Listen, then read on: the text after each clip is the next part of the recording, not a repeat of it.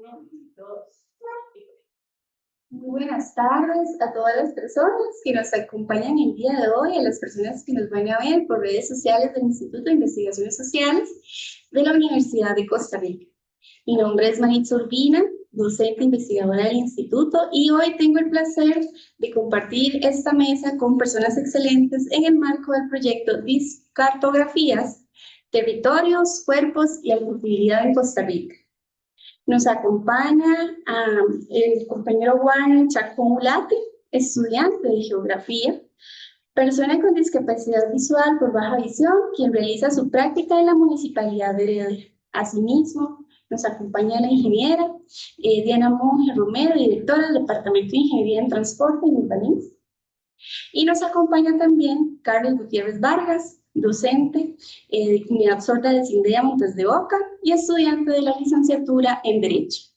Es un gusto que nos acompañen el día de hoy para conversar un tema tan importante a nivel país, que tiene que ver con transporte público y movilidad accesible en Costa Rica. Lo hemos titulado como un tema crítico en el marco de las elecciones de 2026. Para mí es un gusto darle la palabra en primer lugar a Warner y posteriormente a Carlos para que posteriormente continúe la ingeniera haciendo un análisis del marco de la situación país y posteriormente yo estaré haciendo algunas reflexiones en torno a los planes de gobierno para las elecciones 2026. En ese orden de ideas procedo a dar la palabra a Warner.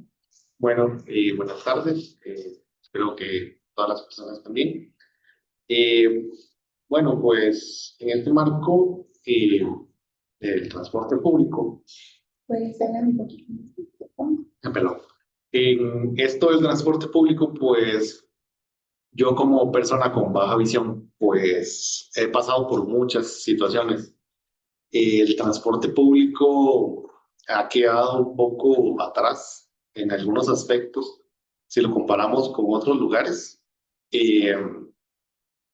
Sin embargo, sí hay esfuerzos de mejorar, pero aún muchos están en pañales y yo que soy una persona pro tecnología, pues ojalá también llegar a la tecnología al transporte público sería un excelente avance.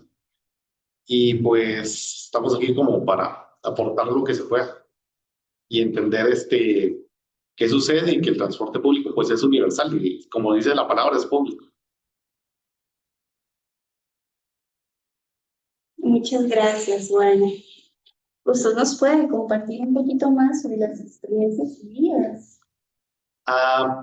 Me ha pasado, por ejemplo, malos tratos, por ejemplo, que las unidades de bus son tan viejas que las gradas se vuelven peligrosas, que incluso las paradas donde están son peligrosas, como el paso de la acera al bus, se vuelve complicado.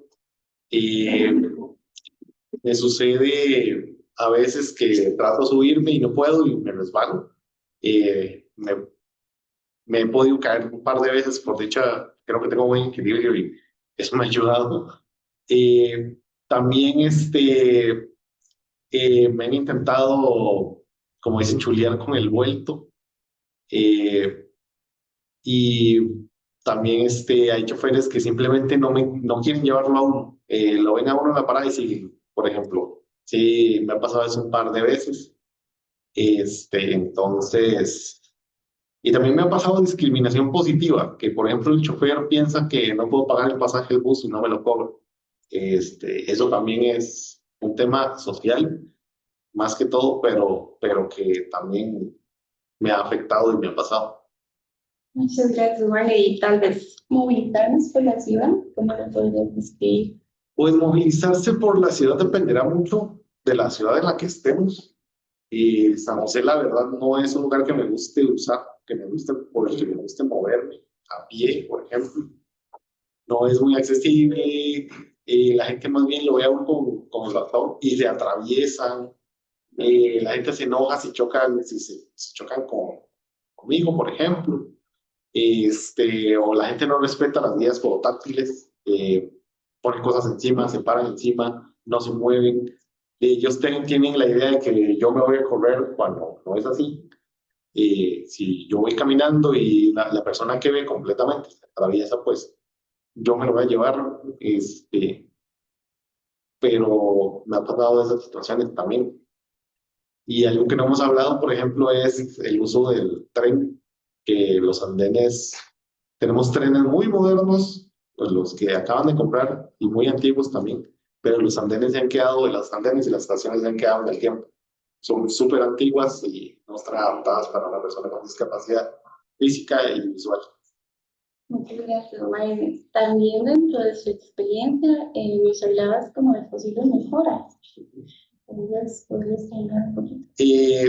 Bueno, yo hablaría de un diseño de una parada de bus universal, donde haya banca, donde haya respaldar simplemente, donde la parada tenga información y se complemente con tecnología, que tengamos una manera en que la parada, de manera audible o con una señal que se pueda leer, diga qué buses pasan por ahí, a qué hora, por ejemplo. Que se permita que el GPS del bus funcione y con alguna aplicación poder saber cuándo el bus pasa por ahí. Y lo mismo con los trenes, igual, saber a qué hora y en qué momento pasa el tren por la parada, sería una opción. Y obviamente buscar una manera de mejorar aún más la infraestructura que ya tenemos. Muchas gracias, María. Vamos a trabajar también con el micrófono para que tengamos mejor audio en la grabación. Entonces voy a darte el micrófono, ¿está bien? Es para que lo puedas acercar. Muchas gracias. ¿Nos puedes entonces también conversar, además de tu experiencia como estudiante, también de la universidad en geografía, oportunidades en relación a materia, sí? Bueno, pues mi anteproyecto de tesis va por el tema de las personas con discapacidad que utilizan el tren urbano y discapacidad visual enfocado. Son temas que no se han enfocado en mi carrera, lamentablemente. Pero a mí geografía puede aportar un montón de cosas. Geografía puede aportar, pues, en la parte de la construcción de diseños universales, aunque no somos arquitectos, pero podemos tomar en cuenta las opiniones de la gente, por ejemplo. También podemos crear una especie de mapas táctiles o de alto contraste para que las personas pues sepan dónde está la parada, qué hay alrededor y cosas así. E incluso una movilidad que es caminando se puede aportar de alguna manera con una especie de aplicación o tecnología asistiva que nos apoye a las personas con discapacidad. Y en mi caso, pues, sí, yo estoy más enfocado en discapacidad visual. ¿Qué te gustaría comentarnos sobre lo que nos has expuesto? No, yo creo que ese sería como mi aporte hasta ahora. Muchas gracias. Bueno, vamos a aprovechar que nos quede espacios para las personas que nos acompañan el día de hoy para que después de todas las exposiciones puedan pues, aprovechar y hacerle también consultas a María sobre cuestiones concretas. Vamos a darle la palabra en este momento a la ingeniera Diana.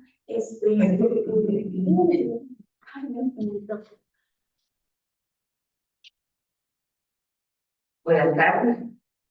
Bueno, agradecerle a Laura y al Instituto de Investigaciones Sociales por la invitación.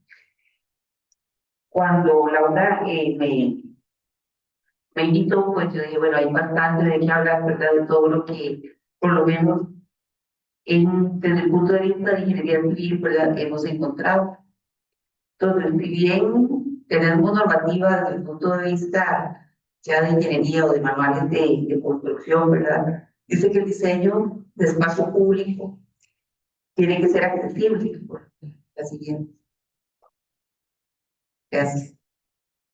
Y pues hay una serie de condiciones o de lineamientos de normativa donde nos dice que ancho tienen que tener las aceras, las pendientes, las rampas, las paradas de buses.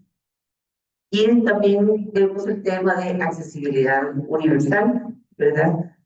que dice que el espacio público debe concebirse como un sistema simple, interconectado, que brinda elementos de guía a personas con diversidad funcional, ya sea visual, auditiva, movilidad reducida, cognitiva, que sea accesible a cualquier tipo de usuario y que brinde seguridad.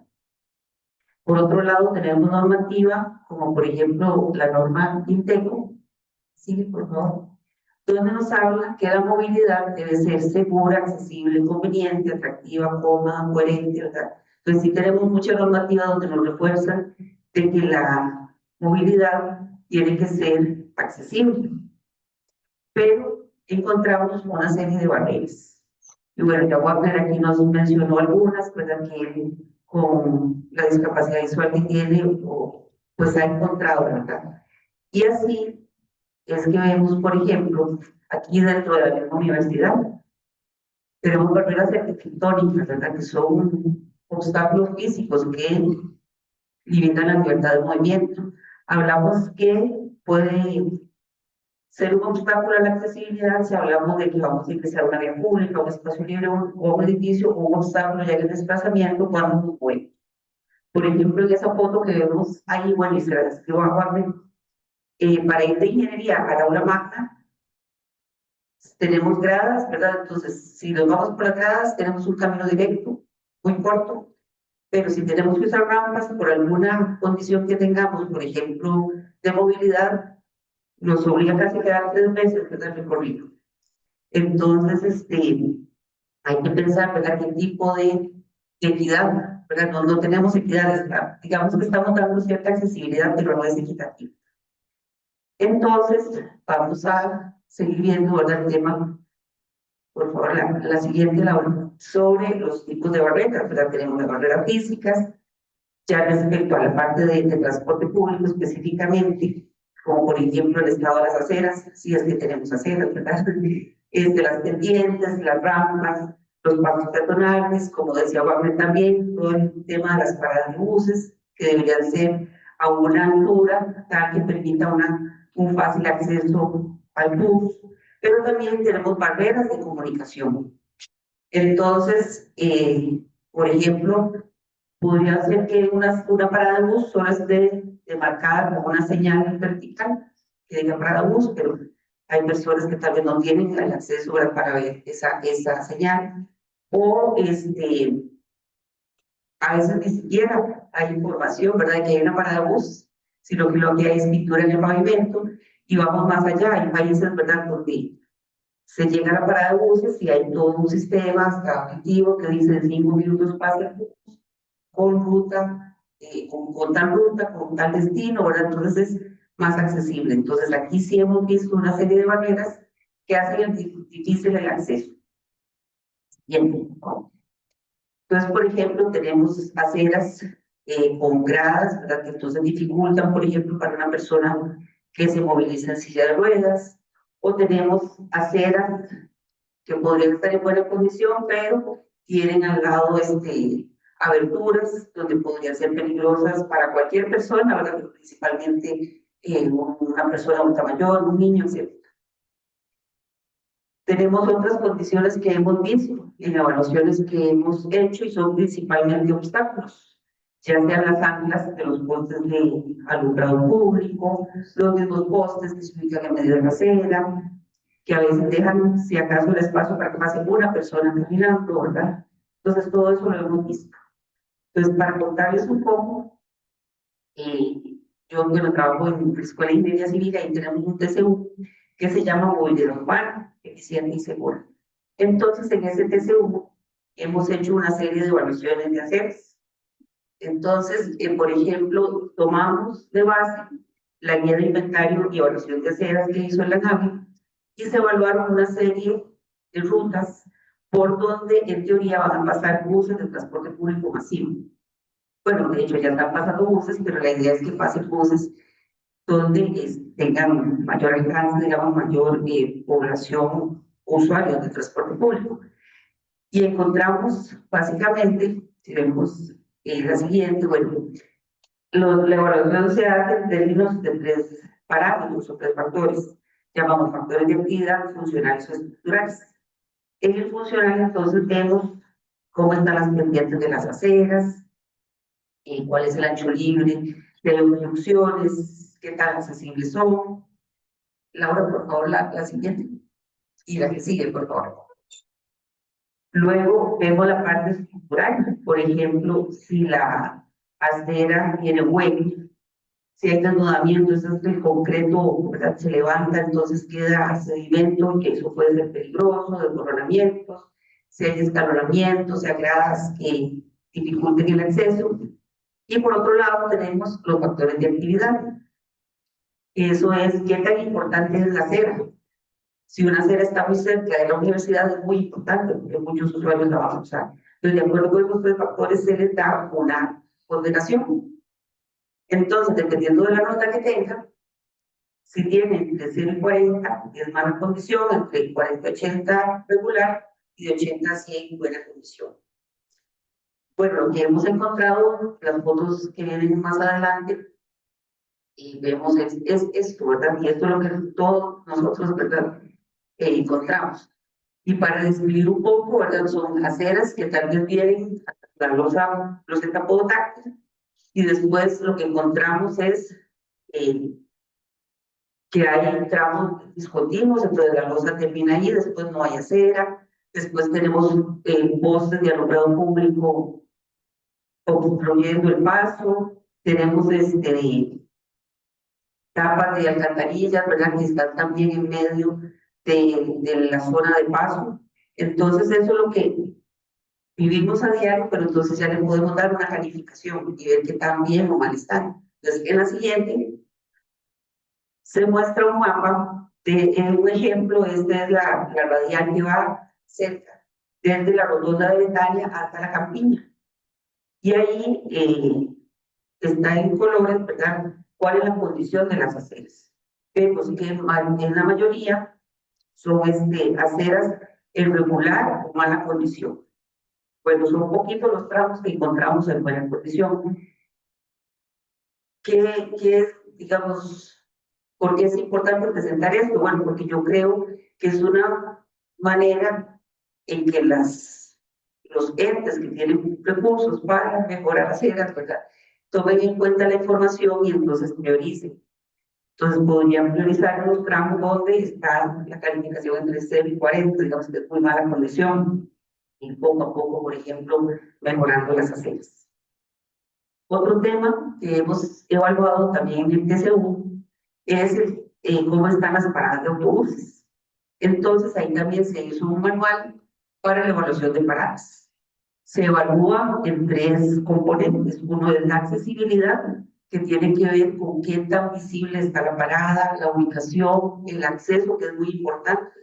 Debería haber solo cierta distancia entre el nivel de acera y el nivel donde está el bus, ¿verdad?, que no sea mucho muy alto el paso, digamos, que hay que dar para ingresar al bus.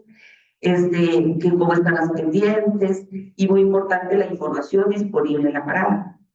Luego se evaluó el confort, que tiene que ver qué también están los asientos, la iluminación, todo el espacio y también la información disponible entre ahí en el confort. Y el otro que se incluyó en la género sensibilidad. Y esto es qué tan seguro es para, principalmente para las mujeres, por términos o temas de acoso y estas cosas, ¿verdad? Entonces, se evalúa si la parada tiene algún alumbrado mediante energía solar, si hay espacios abiertos que permitan ver a las personas que están en la parada, si hay botones de pánico, cámaras de seguridad, etc. Entonces, también, vamos a mostrar unas fotos de lo que hemos encontrado, ¿verdad? Esto es allá cerca de Sabanilla, donde vean el estado de la parada de bus. Vean que es una parada de varios metros de ancho y solo tiene como un cuarto de lámina de hierro galvanizado, ¿verdad?, de techo. Y estas otras, ¿verdad?, están en peores condiciones. Entonces ahí estamos hablando de que ni siquiera son accesibles, son no está limpia, digamos, no tiene cero visibilidad, entonces más bien podría ser un punto, digamos, más bien vulnerable, ¿verdad? Donde más bien podríamos ser víctimas de un robo o algo, porque en realidad están en muy malas condiciones y en muy mala visibilidad. Entonces, por ejemplo, la otra que sigue, la mira lo que nos indica en las notas que tiene. Ahora, solo se pueden evaluar con esta metodología las paradas que tienen un techo. Las otras ni siquiera se evalúan, ¿verdad? Entonces estaría ya con mala condición.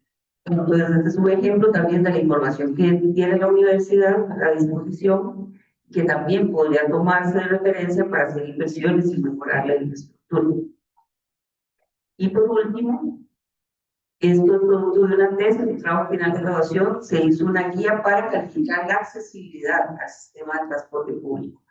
¿Y esto por qué? Porque hay un proyecto que es el Sistema Integrado de Transporte Público de la Área Metropolitana, el SITAM, que el MOP, durante varias administraciones, ha tomado como referencia para incorporar un sistema de transporte público masivo. Y entonces tiene una serie de indicadores. Uno de ellos es el indicador 22, que dice que es la accesibilidad al sistema. Y de hecho, la Contraloría General de la República lo había evaluado y había dado que estaba muy mal. Entonces, producto de la tesis también se hizo una metodología donde considera las aceras, los cruces peatonales y las paradas de transporte público.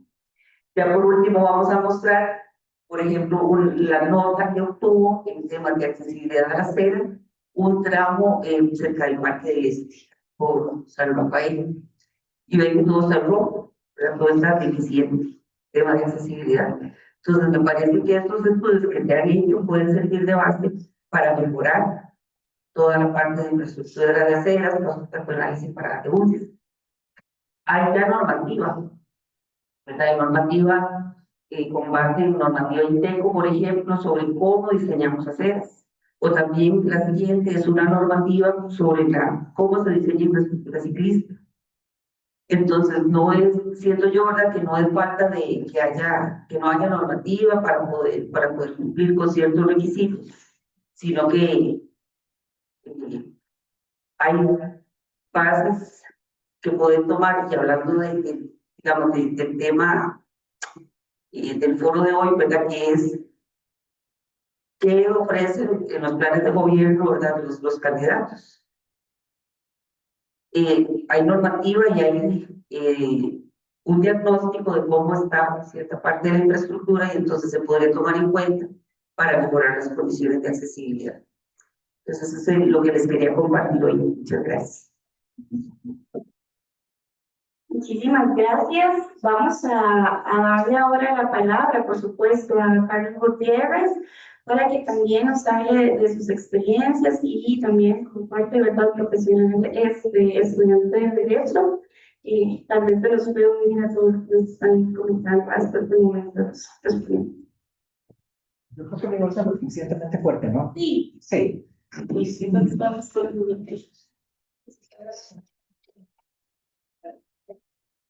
Muy buenas noches a todos ustedes. Espero que estén bien. Un gusto de conocerles. Como ustedes saben, acá en Costa Rica existe una normativa, un cuadro jurídico con respecto al movimiento de las personas con discapacidad en la ley 7600, que es la ley de oportunidades para personas con discapacidad. También está la ley 8661, que es la Convención Internacional de Derechos Humanos para las personas con discapacidad de Naciones Unidas.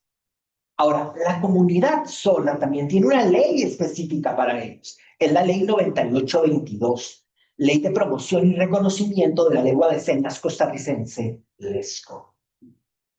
Yo igualmente pienso al compañero Wagner en lo que expresaba, que es muy importante las situaciones del espacio, y añadir que para la comunidad sorda la accesibilidad a la información de la comunicación es vital.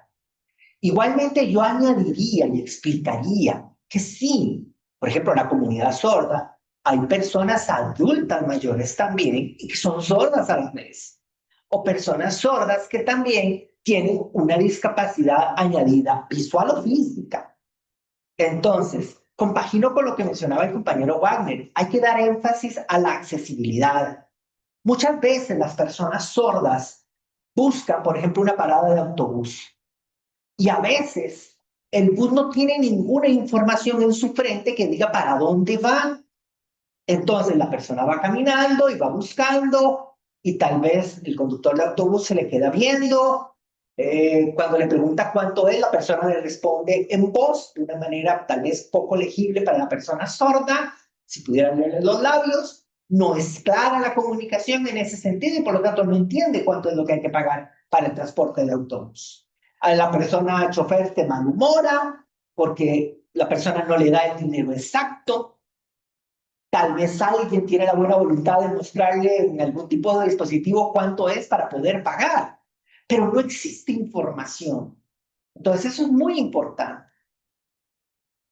Más experiencias, por ejemplo, en lo que toca el servicio de taxi también sucede. A veces recuerdo anteriormente que la comunidad sorda siempre va los viernes a la Plaza de la Cultura, al McDonald's que está allí enfrente, a conversar, a charlar. La comunidad sorda tiene ese como su espacio de comunicación a nivel social, para comunicarse entre ellos como grupo humano. Y tarde ya tratan de irse y entonces a veces lo que buscan es un taxi. Pero entonces le dicen, mire, yo no escucho, soy sordo. Ah, no, salga, fuera, usted no lo llevo. ¿Cómo? Y se va al taxi y no quiere llevar a la persona sorda. A veces las personas sordas efectivamente se sienten discriminadas porque no se brinda información, no existe una real comunicación. Los choferes o, por ejemplo, las empresas de autobuses no tienen la suficiente comprensión con relación a las personas sordas. Como mencionó Wagner también, a veces se le quedan viendo a uno con conmiseración, con lástima, pero no comprenden realmente cuál es la forma en que realmente pueden incluir a la persona sorda. Para las personas sordas es muy importante todo lo que tiene que ver con lo visual. Y por ende la información para nosotros entra por los ojos, toda la información. Por ejemplo, si yo estoy acá en Costa Rica o estuviera en otro país, por ejemplo, en Alemania, y recuerdo, yo estuve en Alemania en el aeropuerto, en Berlín, en el aeropuerto de Berlín. Yo no necesité preguntarle a las personas por qué. Toda la información estaba visible en letreros y con dibujos, o sea, con imágenes que me permitían saber qué había en cada lugar. Yo no tenía que molestar a nadie, simplemente seguía el rumbo que necesitaba seguir, porque la información estaba visualmente. Lastimosamente aquí no la hay. Los servicios de autobús, por ejemplo, lo que era la periférica, para mí, a mí me gustaba muchísimo. ¿Por qué? Porque uno se subía y adentro había un mapa donde indicaba la ruta que se seguía. Si el bus era de tal color, esa era la ruta que tenía. Pero el resto de buses no tienen eso y eso es un gran problema. Carecer de información de la ruta que se sigue para poder observar y saber, por ejemplo, que yo quiero ir a la Universidad de Costa Rica. Ah, estoy en Zapote. Entonces, desde la universidad, o para llegar a la universidad, ¿qué hago si tengo que ir desde Guadalupe? En las paradas de autobús también, muchísimas veces se les olvida pensar en las personas sordas. Por ejemplo, en el momento en el que el bus se va y tal vez algo se expresa por parte del chofer y la persona sorda estaba en una parada leyendo algo, viendo algo, y sencillamente se despistó y cuando se da cuenta, ya el bus que estaba esperando a las personas se fue.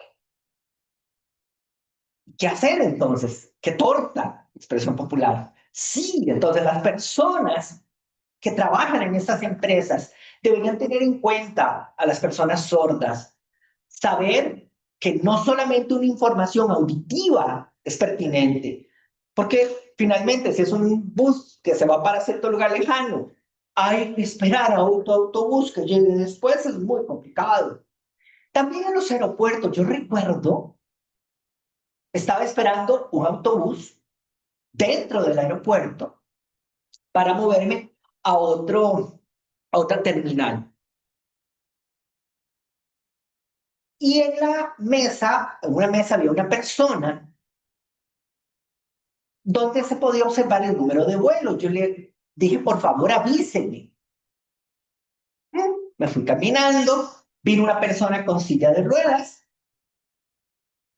Perdón, la persona me trajo una silla de ruedas y yo, no, yo no le estoy pidiendo que me ayude, no, ese no es el tipo de ayuda que necesito. Yo solo lo que le estoy pidiendo a usted es que me avise, por favor, cuando ya abra la puerta para acceder al avión. Pero la persona no me entendió. Entonces, nuevamente, vocean que ya van entrando y ustedes se dan cuenta que la puerta es pequeña. Van primero los adultos mayores. Bueno, pero hay situaciones de no comprensión. Uno a veces podría aprovecharse, ¿verdad? Y quedarse, porque me pusieron con las personas adultas mayores a esperar para ingresarme de primero. En resumen, para terminar, como les explicaba, existe una normativa jurídica, ¿sí?, con respecto al rol que debe cumplir el Estado y las instituciones descentralizadas también o de gobierno, porque ya existe ratificación, por ejemplo, del ordenamiento jurídico, por ejemplo, en el caso de las responsabilidades de supervisión inclusive que le corresponden. Para incluir también, por ejemplo, en el movimiento de las personas con discapacidad, la Asociación Nacional de Sordos de Costa Rica participa. El Estado y sus instituciones públicas deben hacer las consultas del caso a la comunidad sorda, sí, y a las personas con discapacidad sobre sus necesidades específicas. Igualmente, en CONAPIS, el CONAPIS debe buscar que las empresas hagan los ajustes razonables, de acuerdo al articulado de la Convención. Para mí y la comunidad sorda, toda la información visual es vital. El poder verla, la hora en que se va el autobús, cuánto es que cuesta utilizar el autobús específicamente. Toda esta información es importante. Por ejemplo, también si existieran apps que le permitan a uno saber cómo pasa en otros países.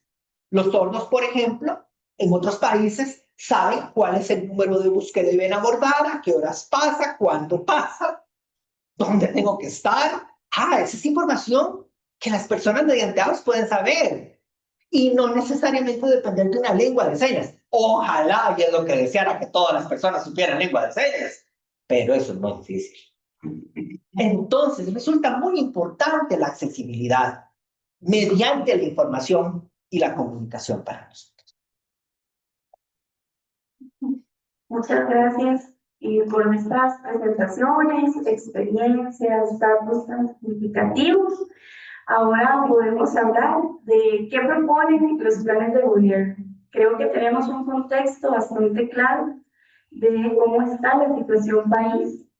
Entonces, yo les traigo una presentación que se deriva de un análisis cualitativo. Posteriormente les voy a estar explicando cómo se hizo la estrategia metodológica. Pero retomando lo que también nos dice Carlos sobre el tema normativo, tenemos que tener en consideración que es reconocido nuestro derecho fundamental al buen funcionamiento de los servicios públicos. Eso significa que todas las instituciones del Estado deben trabajar conforme a ese derecho. Y eso está estrictamente relacionado con el tema que nos tiene hoy acá discutiendo. Vamos a ver que la NAME para este año presentó informes muy relevantes en la materia. Dentro de los datos que se pueden destacar, también acompañando lo que nos han dicho las personas expositoras, tenemos precisamente un tema central que es la fragmentación institucional. por parte de lo que es el CTT y también el ANESEP, ¿verdad? Eso es uno de los resultados que presenta también ese informe, y lo traigo a colación porque también viene en algunas propuestas para las elecciones 2026 este tema institucional como algo central para abordar el tema del transporte público. Vamos a ver que estas deficiencias que nos presentaba la ingeniera Jiménez hace unos segundos, ¿verdad? También resaltan en ese informe. Es un tema de infraestructura vial que en definitiva no es accesible. Tenemos además un envejecimiento de la flota, ¿verdad? De lo que se trata de transporte público, que yo creo que es evidente y las personas que nos acompañan el día de hoy también lo han vivido. Tenemos también una desarticulación de lo que es la planificación urbana en nuestro transporte público.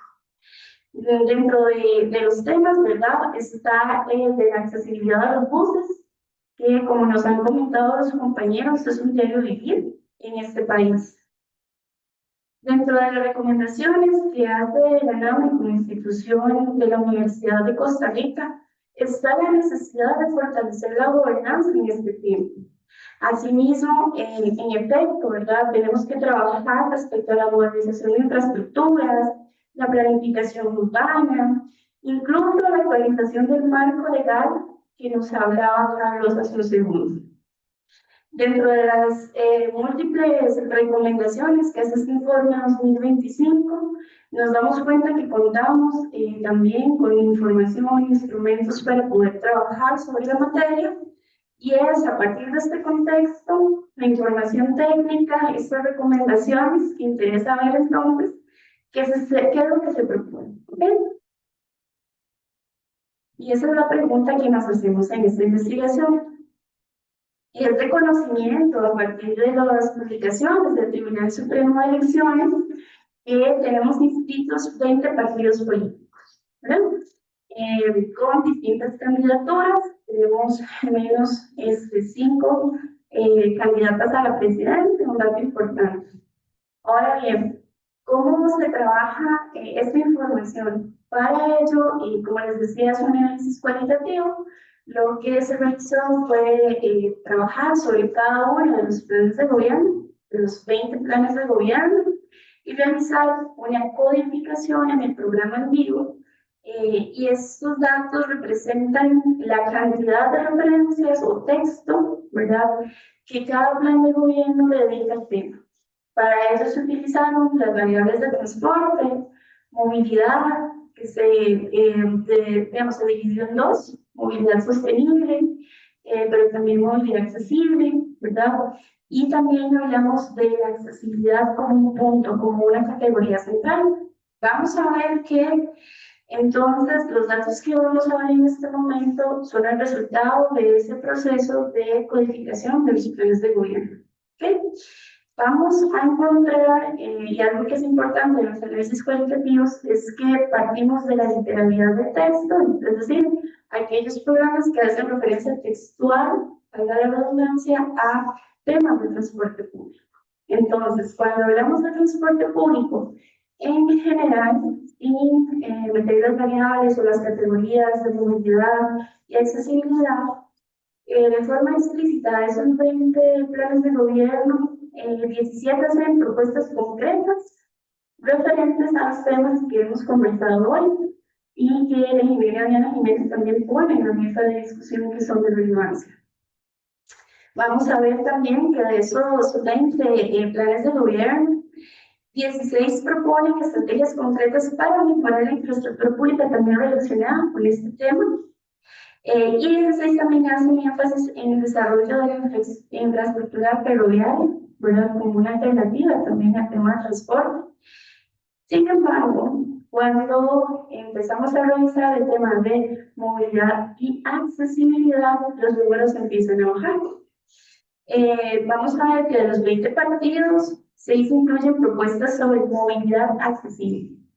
¿Qué es todo esto que nos están comentando las personas que están acompañándome en la mesa el día de hoy?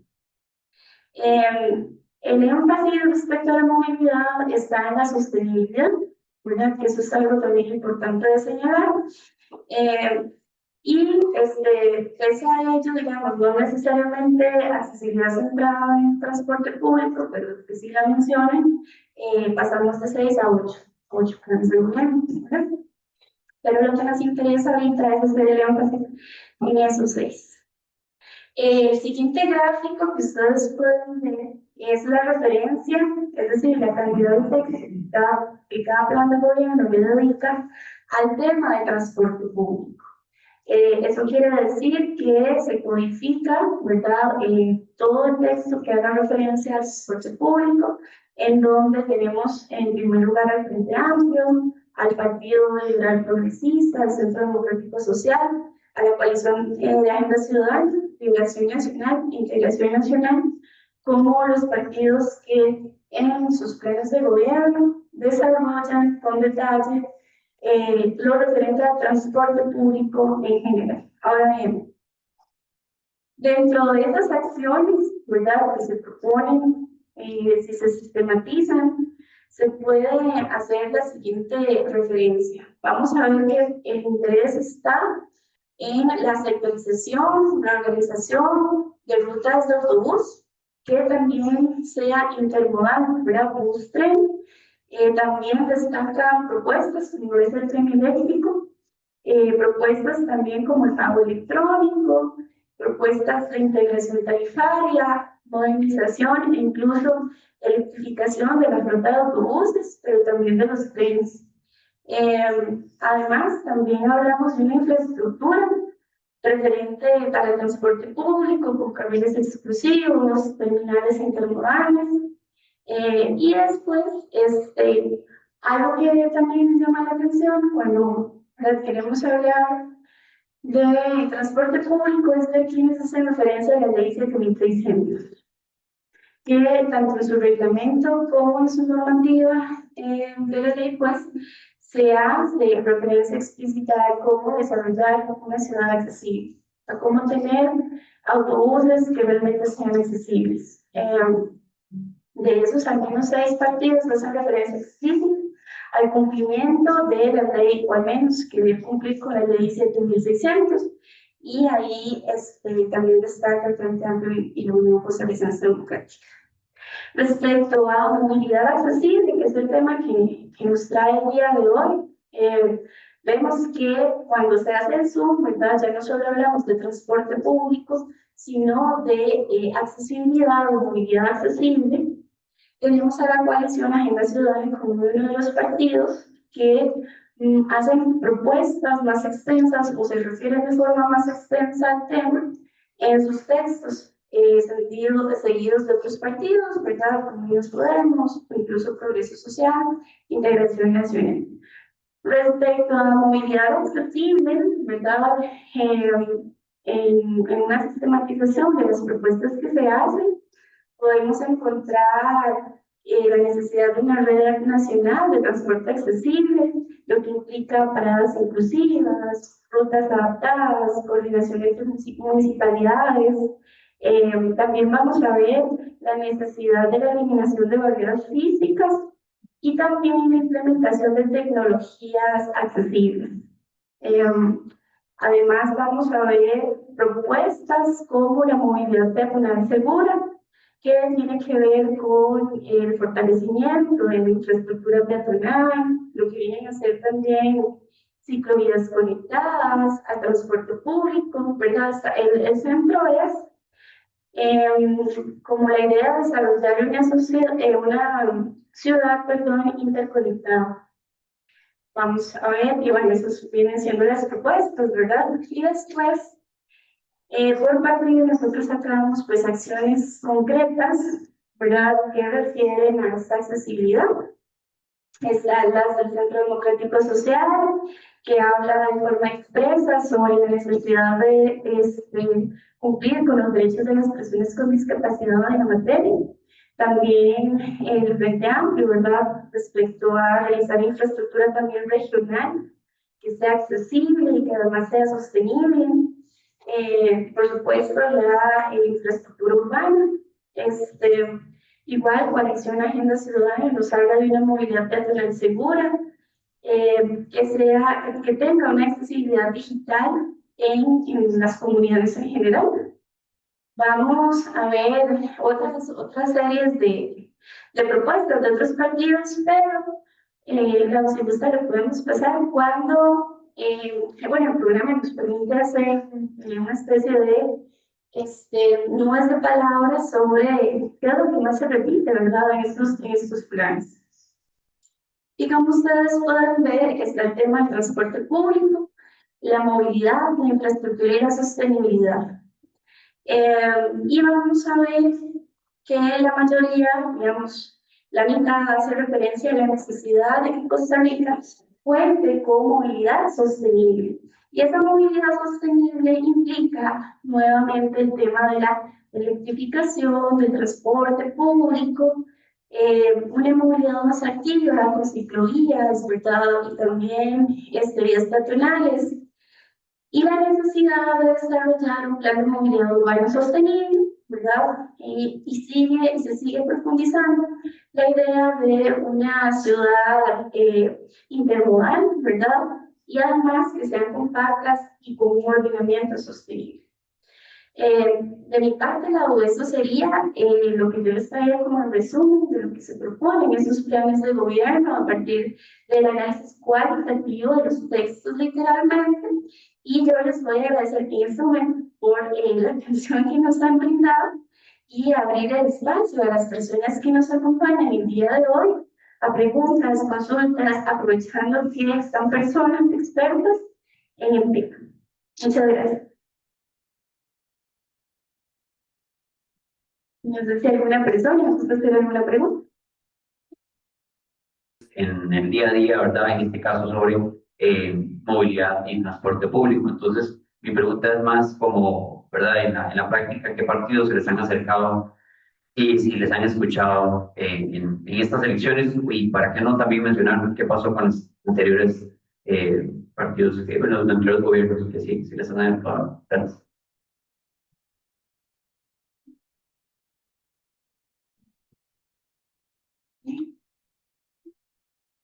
Bueno, gracias por la pregunta. En este momento, por cuestiones de la universidad y todo, yo he estado muy alejado de las organizaciones y también por otros motivos, pero te puedo hablar y te voy a hablar de hace 2 años, que fueron las elecciones municipales. Se estaba muy activo en una organización y ningún partido se nos acercó a hacernos consulta o algo así. También estoy acá en el movimiento estudiantil inclusivo y lo voy a hablar así también claramente. Cuando hay elecciones de la Federación de Estudiantes, tampoco al movimiento se nos consultan los partidos internos de la universidad, y ni siquiera cuando hay elecciones de rector tampoco. Entonces, es muy curioso porque se repite el mismo patrón de no consultar a las personas con discapacidad y sacar el plan de gobierno sin consultar. Se repite tanto a nivel nacional como dentro de la universidad. Y por ejemplo, dentro de la universidad podemos hablar de que hay mucha deficiencia para la movilidad fácil para nosotros las personas con discapacidad. O sea, y por ejemplo, moverse en finca 1 no es algo fácil. Moverse en finca 2 es un poco más fácil, pero todavía quedan 2 cosas. Y en finca 3 hay lugares que ni siquiera hay aceras. Entonces, ni siquiera podemos hablar de esa parte. Pero sí, o sea, por lo menos a las organizaciones de personas con discapacidad visual nunca se nos consultan algunas cosas. Y también lo tenemos, por ejemplo, en el tema de las monedas. Este cono monetario, como le llaman, está horrible, horrendo, inaccesible para nosotros. Y a nadie, a ninguna persona con discapacidad se le consultó. Por lo menos con discapacidad visual se le consultó. ¿A usted le sirve esta moneda de 500 que parece la de 50? No. Pero sería mi respuesta.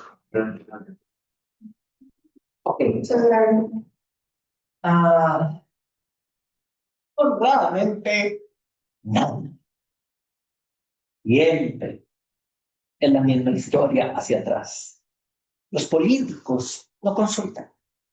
En la comunidad sorda y en el caso de las personas con discapacidad, para mencionar, a veces aparece alguna persona que quiere tratar, pero es para aprovechar votos. nada más. Yo soy parte del Movimiento Nacional de Personas con Discapacidad. Nicole Massís, persona con discapacidad, es muy activa en la lucha de los derechos humanos de las personas con discapacidad. Ella trata de moverse en diferentes organizaciones de personas con discapacidad para planear, creo que es el 4 de diciembre, un conversatorio inclusive, escogiendo a 5 representantes de las personas con discapacidad y traer a candidatos presidenciales para hacerles preguntas específicas. ¿Ustedes qué piensan hacer? ¿Cómo piensan trabajar con nosotros, con las personas con discapacidad? Por ejemplo, en la Asociación Nacional de Toros de Costa Rica, yo le brindo apoyo al vicepresidente actual y Víctor Vargas, como tal, ha ido a tratar de participar. Y en teoría nosotros vamos a poder hacer consultas o preguntar. Ojalá que los candidatos sepan responder y que no baten simplemente con alguna idea, sino que sean puntuales y específicos, con propuestas exactas con respecto a los derechos de las personas con discapacidad y la atención que requerimos. Muchas gracias. Ahora también el espacio para otras preguntas.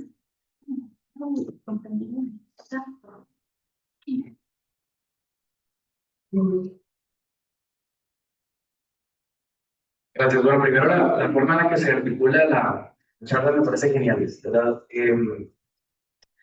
Y me hace muy orgulloso de pertenecer a esa institución, de verdad que chido. Vamos a ver, voy a abusarle con 3 preguntas. Primero para la ingeniera Diana, ¿verdad? ¿Cómo podemos articular los esfuerzos para lograr esos cambios que se deben hacer de acuerdo a lo que hemos detectado? Porque, por ejemplo, recuerdo una vez que iba subiendo carretera a San Rafael, en Heredia, la carretera estaba terrible. Entonces, yo pensaba en eso y había un rótulo grande que decía nosotros, la municipalidad, no podemos tocar esta carretera porque es ruta nacional y le toca al MOB, básicamente. Entonces, hay una fricción entre el poder del Estado. ¿Cómo articulamos esfuerzos, verdad, con miras a lo que viene, políticamente hablando? Para Wagner, yo también tenía una pregunta. Nosotros tenemos acceso, por ejemplo, a aplicaciones como Movit, que es un poco tiesa, pero bueno, ahí está, ¿verdad? Con Google Maps. Por ejemplo, si quiero ir a Paraíso de Cartago, de pronto un lugar que nunca he ido en bus, yo puedo acceder a esas aplicaciones. En el caso de las personas, ¿verdad? Con baja visión, ¿cómo hacen cuando tienen que movilizarse a algún lugar? De pronto las aplicaciones no son accesibles y tienes que llegar. Es una ruta que no conoces. ¿Ah? Porque ya nos contaba Carlos cómo lo hacen las personas en este caso. Y la última pregunta es para Carlos. ¿Cómo hacemos una sociedad más sensible y más accesible? Me refiero ya hablando al corazón de la gente, porque podemos tener una ciudad bien señalizada, pero los taxistas, y hablo del caso puntual que nos hablaste, no es sensible, no son sensibles de pronto, o de pronto el chofer, o la gente no tiene esa sensibilidad. La ciudad va a seguir siendo un lugar hostil para vos. ¿Cómo hacemos de esa sociedad un espacio social, valga la redundancia, ¿verdad?, más agradable? Gracias.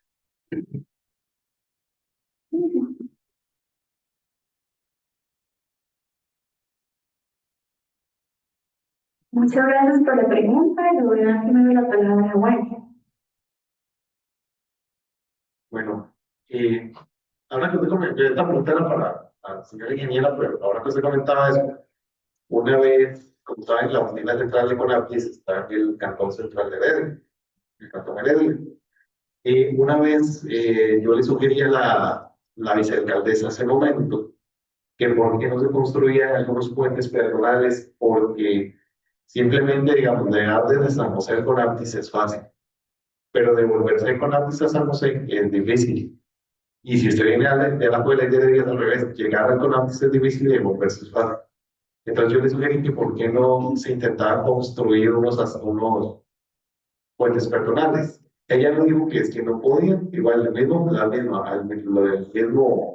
argumento del rótulo. No podemos tocar esa carretera porque es ruta nacional. Y entonces, o sea, el Conaptis está en ruta nacional y no hay cómo llegar a él fácilmente. Bueno, mi pregunta, pues pasa lo siguiente. Hay una aplicación llamada Lazarillo que es bastante útil. Sin embargo, tiene sus ciertas limitaciones como todo. Google Maps no es tan accesible como debería. Y Moving, depende de su teléfono, le cobran. Porque, por ejemplo, si yo intento instalar el teléfono y me cobran la cuota. Mi teléfono es un Xiaomi. Y no sé si es que por ser chino, pues tienen que pagar o algo así. Eh, entonces a veces lo que le queda a uno es preguntar. Preguntarle al chofer, preguntarle a alguna persona, ir preguntando lo que le queda a uno para moverse. Entonces, es sumamente complejo con ese tema. Lo que yo hablo con tecnología es tecnología, como lo había hecho Carlos, tecnología que usted esté en la parada del bus y con la tecnología sepa qué bus, a qué hora pasa, cuánto cobra, qué número es, o bueno, en el caso de nosotros, las personas con discapacidad visual, cuánto tiempo falta, porque ustedes más o menos con el tiempo saben cuál bus es. Y le dicen, falta un minuto para que pase el bus hacia el abuelo, se puede esperar ese minuto y saben que el bus que llega en ese minuto, pues sería el de la abuela. Y también sensibilizar a la gente, sensibilizar a los choferes, a los taxistas, de lo mismo, porque como dice usted, la ciudad puede estar súper hermosa, súper accesible, pero si la persona que está manejando un taxi y no es accesible, entonces de nada sirve todo lo que hicimos. Bueno. Muchas gracias. ¿Podría darle la palabra en la primera sesión? Pues gracias por la pregunta, es muy importante. Recuerdo un caso que, por ejemplo, en Curridabat querían hacer en la calle ancha que está, digamos, de Plaza del Sol hacia el sur, querían hacer urbanismo táctico y hacerlo más para que la gente caminara, pero en eso pusieron esa ruta como ruta de travesía de transporte público. Entonces, de hecho, la MUNI dijo, perdimos la calle, que ahora es poco y ya no podemos hacer nada, ¿verdad? Entonces se ve, ¿verdad?, cómo, dependiendo de quién esté acá con la administración de ese tramo, se piensan ideas un poco más ambiciosas o lo que siempre, lo que tradicionalmente tenemos. El informe que mencionó Marisa, ¿verdad? Ajá, de la NAME, de hecho, fueron unas mesas de trabajo y ahí como de las principales conclusiones a las que se llegó es que tiene que haber como un ente rector del transporte público. Porque ahorita pasa que, bueno, el tramo por donde pasa el bus depende si es del MOB, entonces el MOB interviene, si es de la MUNI interviene, en lo que la parte ya de pavimento. Pero lo que son aceras, digamos, queda casi que a criterio del dueño del lote, ¿verdad? A veces la MUNI interviene y entonces cobra después al dueño del lote, pues la inversión que se hizo en la acera, pero si pensamos en paradas de buses, nadie se hace cargo de eso, ¿verdad? Si acaso, no sé, un almacén comercial que esté por ahí, entonces aproveche y pone la caseta y le pone llena de publicidad, ¿verdad? Pero no hay nadie que esté como en un ente rector de transporte público. Tenemos el CTP, por ejemplo, pero él lo que administra son las concesiones de las buses. Entonces, eso es los contratos que se le da a cada empresa para que opere la ruta, pero eso lo que regula es pues, la frecuencia, los horarios, pero no todo el sistema, porque es que al final es un sistema, ¿verdad? Porque tiene que ver tanto los buses, las frecuencias, las tarifas, pero también las aceras, las paradas de buses, toda la accesibilidad. Entonces, sí tiene que ir más allá, y lo que se propone es eso, un ente rector del transporte que esté por encima de el MOU y las municipalidades para regular. En ese momento no lo hay. No, no lo hay. Gracias. Muchas gracias. Le vamos a dar el espacio a Carlos. Muchas gracias, Julián, por su pregunta. Muy buena pregunta. Nota, yo le dije el nombre suyo, Julián. Veamos. A veces, a mí me gusta andar en bicicleta. Sí, a mí me gusta mucho andar en bicicleta.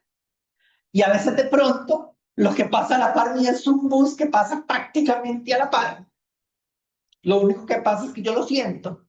Y yo he visto videos muy interesantes en donde el conductor se le lleva y, por ejemplo, van varios ciclistas y un autobús o un camión pasa muy cerca y lo que sucede como efecto. A veces la idea es poder ser empáticos y pensar cómo se siente el otro. Entonces, hacer un tipo de ejercicio, un curso, en el cual se le explique a los conductores de autobuses o de grandes camiones para que entiendan a las personas y a las personas con discapacidad también. Y en este caso, los conductores de autobuses comprendan. Proponer, por ejemplo, se compran tapones para los oídos, se le colocan a las personas y muy bien. Eso lo usa el conductor, así que usted no va a escuchar lo que le diga nada. Vea cómo se siente cuando llegan las personas y le preguntan cosas y usted no las está entendiendo. Es un curso parecido a algo que sucede acá en los cursos del ESCO, en donde se enseñan esas situaciones a los estudiantes oyentes para que puedan interiorizar y comprender, ponerse en los zapatos de las personas. Comprar estos, los venden en las farmacias, o por ejemplo, en diferentes lugares. Y traten de ponérselos, vaya un McDonald's o un Burger King y trate, indicando a veces el dibujo para decirle a la persona qué es lo que quiere. Y se va a dar cuenta usted lo complicado que es. Parece simple decir que eso es lo que quiere, pero sin voz. Ah, quiero una hamburguesa. Yo estoy entendiendo porque ya sé que es una hamburguesa. No valía.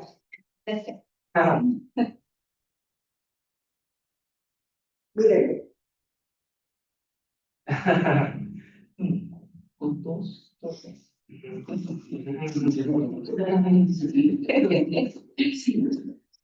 Correctamente.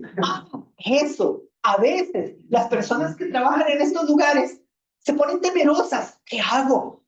¿Cómo lo atiendo? No, un momento. Lo que yo quiero es simplemente ponerse en el lugar de la otra persona. Lo mismo un conductor. Es capacitación lo que se les debe brindar. La ingeniera Jiménez Romero mencionaba que el Estado es responsable, sí. Por ejemplo, las concesiones que se brindan, pero igualmente creo que se vuelve necesario que el Estado, acompañado de organizaciones de personas con discapacidad, brinde esas explicaciones o genere manuales precisamente sobre los protocolos adecuados para capacitar sobre cómo atender a personas con discapacidad en medios de transporte como los autobuses. Sean cosas simples, no tienen que ser grandes libros, es un manual sencillo para el conductor con algunas palabras inclusive del ESCO para que sepa cómo comunicarse básicamente. Ah, esto es una parada de bus. Ya se va el bus. Aquí terminó el viaje. ¿Cuánto cuesta? Son términos muy simples. Creo que esto podría ayudar y es muy importante. A veces se piensa en el costo, pero no. Es un asunto actitudinal. Es tener empatía, pensar en las necesidades de las personas con discapacidad y ver cómo podemos hacer que encajemos todos en los servicios que se brindan. Muchas gracias. No sé si tenemos alguna otra pregunta. De no ser así, podemos dar por terminado este foro. No sin antes. Tenemos una tercera pregunta, claro, claro.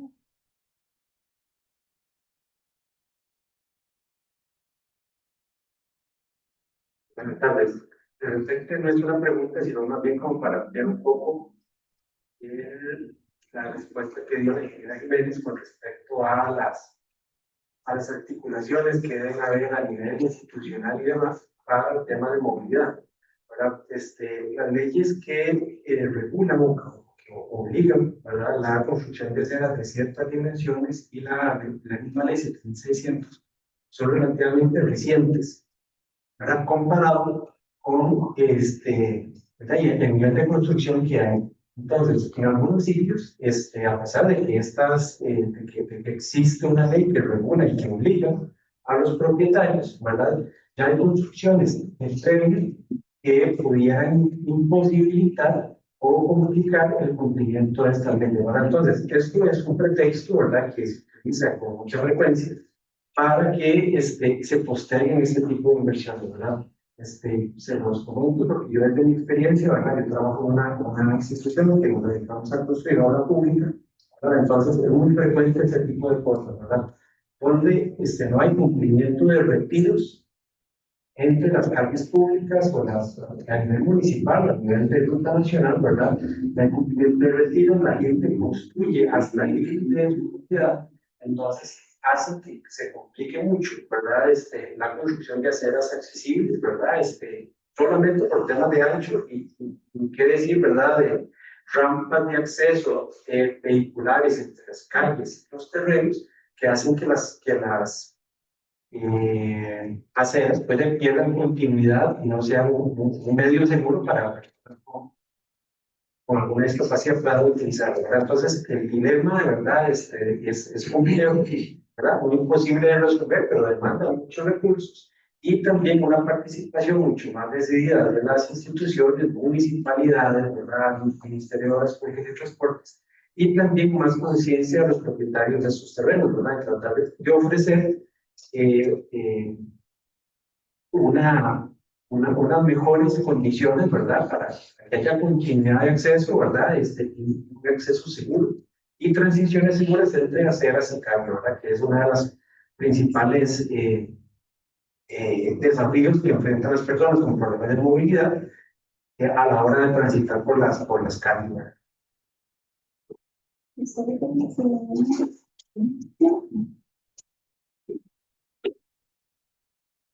Bueno, muchas gracias a todas las personas que nos acompañaron el día de hoy. Antes de dar por concluida esta actividad, quiero agradecerle a Xiomara Siles, a Lorraine Madrigal, a Jorge Mata, a Adrián Piedra por todo el apoyo que nos brindaron para esta actividad y para que la transmisión sea posible.